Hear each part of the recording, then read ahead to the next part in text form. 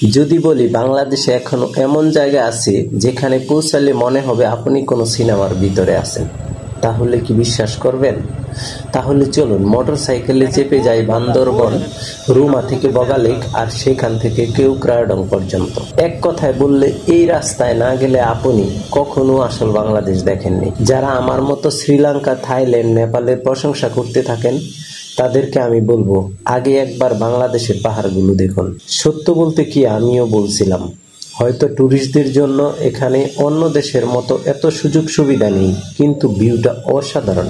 রাস্তাটা কঠিন, যে কোনো মোটরসাইকেল দিয়ে যাওয়া সহজ নয়, কিন্তু যখন আপনি কেওক্রাডং এর চূড়া থেকে চারপাশে পাহাড় আর মেঘের সমুদ্র দেখবেন তখন বুঝবেন সব পরিশ্রম, সব ভয়, সব ধুলোমাটি সবই ছিল আপনার জন্য সার্থক। একটা টিপস দিয়ে রাখি, শুক্র শনিবার গেলে রুম পাওয়া প্রায় অসম্ভব, তাই আগে ভাগে বুকিং করে রাখবেন। আপনার যদি মোটরসাইকেল না থাকে তাহলে আপনি রুমা থেকে চান্দের গাড়ি নিয়েও যেতে পারবেন। এই ট্রিপ আপনাকে শুধু ভ্রমণ নয়, একটা নতুন বাংলাদেশ চিনিয়ে দিবে, একটা বাংলাদেশ যেটা আপনি আগে কখনো দেখেননি।